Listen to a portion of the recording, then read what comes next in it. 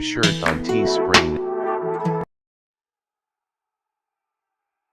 Moms for Liberty burst onto the American political scene in the throes of the COVID-19 pandemic. Founded on January 1, 2021, by former school board members Tina Descovich, Tiffany Justice, and Bridget Ziegler, the organization initially mobilized against mask mandates and school closures in Florida. Fueled by the anxieties and frustrations of parents navigating the uncharted waters of the pandemic, Moms for Liberty quickly gained traction. Their message resonated with a segment of the population disillusioned with perceived government overreach in education. However, what began as a seemingly localized movement against pandemic-related restrictions soon morphed into something far more expansive and ideologically driven. Moms for Liberty swiftly broadened its scope, shifting from a single-issue group focused on COVID-19 protocols to a powerful force seeking to reshape the educational landscape. This rapid evolution from pandemic response to educational activism signaled the group's ambitious agenda. Central to Moms for Liberty's ideology is the deeply held belief that parents have an inherent right to dictate the content and direction of their children's education. This belief, often framed as parental rights, underpins their opposition to a wide range of educational materials and practices. They argue that schools have become infiltrated by liberal ideologies, seeking to indoctrinate children rather than provide them with a balanced and objective education.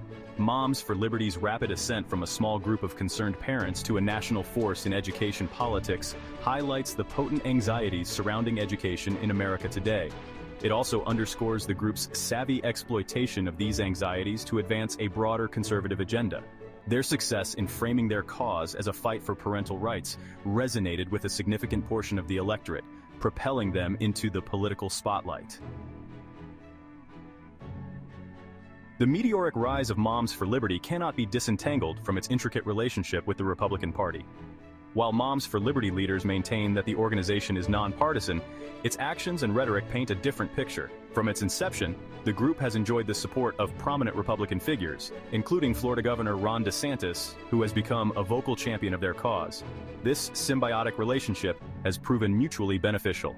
Moms for Liberty has provided the Republican Party with a powerful grassroots network and a direct line to a highly motivated voter base, particularly suburban women, a demographic increasingly crucial in elections.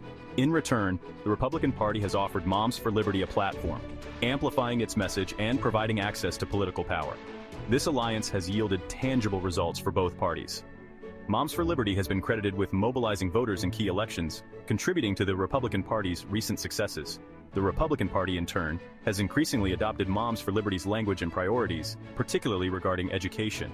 This convergence of interests has cemented Moms for Liberty's position as a force to be reckoned with in American politics.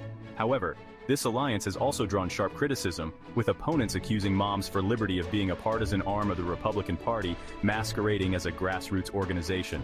Critics point to the group's close ties to Republican donors, its endorsement of Republican candidates, and its amplification of Republican talking points as evidence of its partisan leanings. This debate over Moms for Liberty's political allegiances underscores the group's controversial nature and its growing influence on the American political landscape. At the heart of Moms for Liberty's educational agenda lies a deep-seated opposition to what they perceive as the encroachment of liberal ideologies in the classroom.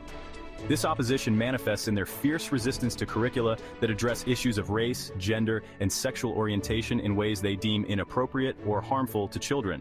Moms for Liberty has consistently targeted educational materials and programs that promote inclusivity and diversity, arguing that they constitute indoctrination and violate their interpretation of parental rights. For example, they have vehemently opposed the teaching of critical race theory, a framework for understanding systemic racism, despite its absence from K-12 curricula in most states. Their efforts extend beyond critical race theory to encompass a broader range of topics related to social justice and identity. They have challenged books and curricula that address LGBTQ plus history and experiences, arguing that such materials are not age-appropriate or promote a gay agenda.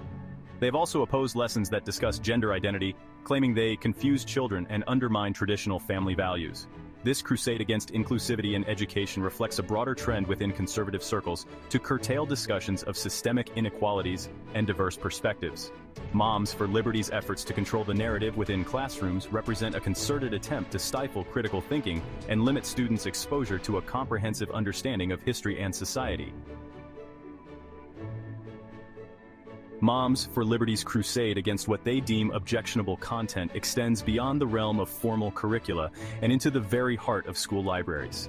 The group has been at the forefront of a nationwide surge in book challenges and bans, targeting books that address themes of race, gender, sexuality, and social justice in ways they find objectionable.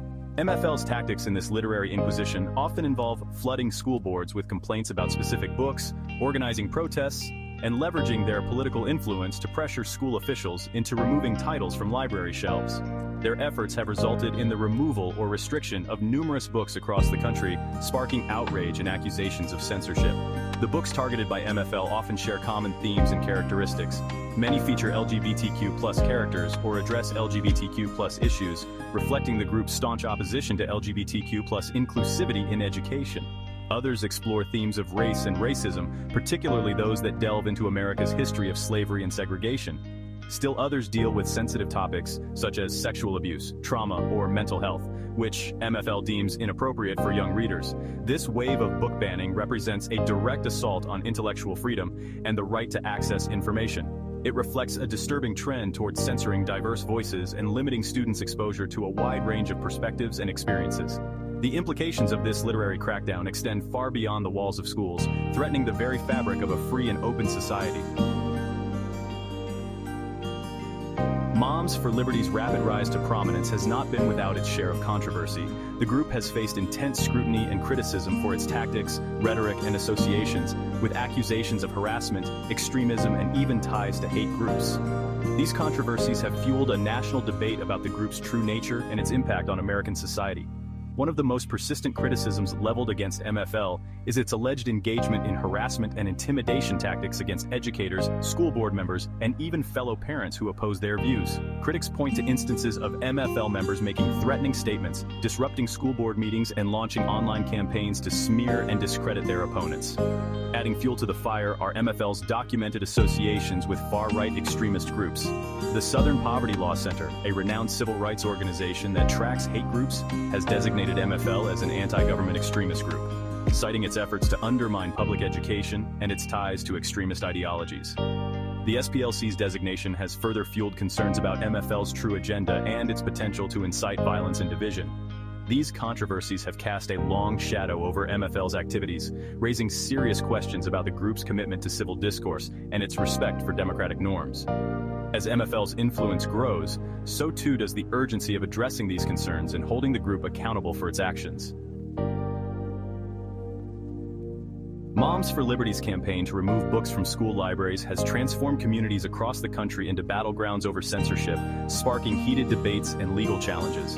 These efforts, often framed as protecting children from harmful or inappropriate materials, have raised profound questions about the limits of free speech, the role of parents in education, and the very nature of a democratic society.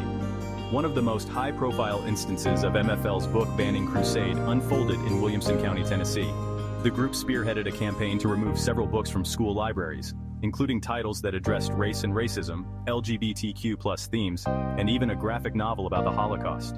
The effort drew national attention and sparked a lawsuit from parents and free speech advocates. In another case, MFL targeted books in Indian River County, Florida that they deemed pornographic due to their depictions of sexual content or LGBTQ+ relationships. The group's efforts led to the removal of dozens of books from school libraries, prompting accusations of censorship and discrimination. These cases highlight the widespread nature of MFL's book banning campaign and its chilling effect on intellectual freedom in schools. MFL's justification for these book bans often centers around the claim that the targeted materials are not age-appropriate or expose children to harmful or disturbing content. However, critics argue that these claims are often thinly veiled attempts to suppress diverse voices and perspectives that challenge the group's conservative ideology. The books targeted by MFL often deal with complex and sensitive topics, such as race, gender, sexuality, and social justice, in ways that encourage critical thinking and empathy. By seeking to remove these books from school libraries, MFL aims to silence these important conversations and limit students' access to a well-rounded education.